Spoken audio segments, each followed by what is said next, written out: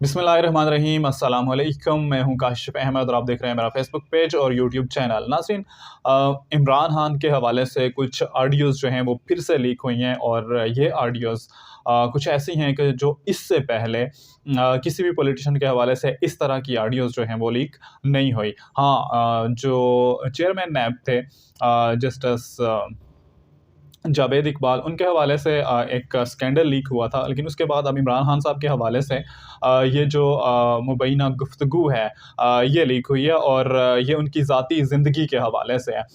इस पर मैं आपको ऑडियो तो नहीं सुनाऊँगा क्योंकि बहुत ज़्यादा फैल चुकी है, आप लोगों ने सुन भी ली होगी और ट्विटर भरा हुआ है हर जगह पे और अभी तक ये क्लियर तो नहीं है कि ये इमरान खान साहब ही हैं या कोई और है। ये क्या ये जाली तौर पे बनाई गई है या ये असली ऑडियो है?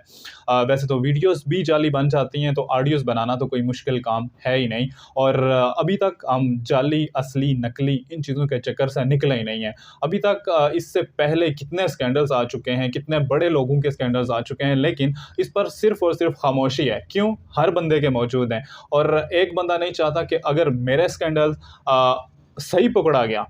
अब देखें ना, अभी तो हम जाली, असली और नकली इन चीज़ों में पड़े हुए हैं। अगर तो असल में किसी का पकड़ा जाएगा तो फिर क्या होगा?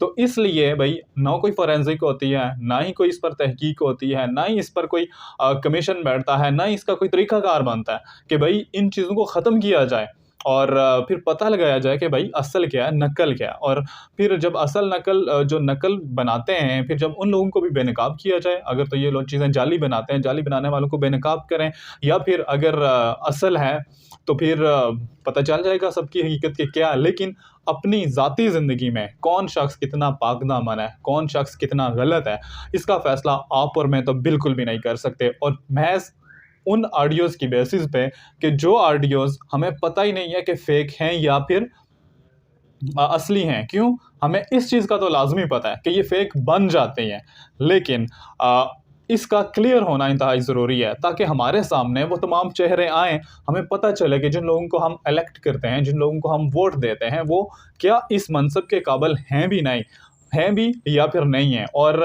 याद रखिएगा कि लीडर और सियासतदान 2 डिफरेंट चीज़ें हैं।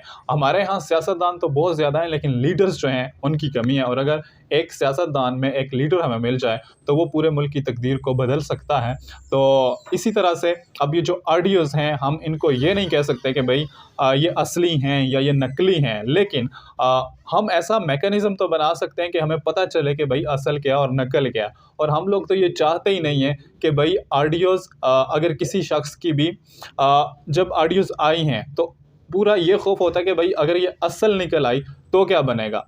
लेकिन नकल निकल आई तो फिर उसके लिए हमारे पास तो मैकेनिज़्म ही नहीं है। हमने इससे पहले कितने स्कैंडल्स हुए हैं, आप सबके सामने हैं, किसकी इंक्वायरी हुई है, किसकी नहीं हुई, आप सबके सामने है, मुझे बताने की ज़रूरत बिल्कुल नहीं है क्योंकि किसी की भी नहीं हुई है और अगर किसी एक की भी हुई होती तो हमें पता चल जाता कि भई ऐसी चीज़ों को बेनकाब किया जा सकता है। तो इस पर जो ट्वीट्स हैं, बहुत सारे लोग हैं, बड़े-बड़े पॉलिटिशियंस हैं, सियासत तो हो ही रही है क्योंकि जब भी किसी का वीक पॉइंट मिलता है, उस पे सियासत तो होती है, सियासत तो हो ही रही है। लेकिन इन चीज़ों को ख़त्म करने के लिए, इन तमाम जो अनासर हैं, इन सबको बेनकाब करने के लिए कोई मैकेनिज़्म या कोई प्रोसीजर जो है, वो लाए अमल में नहीं आ रहा है और कोई भी ऐसी चीज़, कोई भी ऐसा कमीशन सामने नहीं आ रहा है कि जिसमें इन तमाम चीज़ों को ख़त्म करने के हवाले से कोई इक़दाम किया जा सके। तो इसी के साथ इजाज़त दीजिएगा। अल्लाह निगहबान।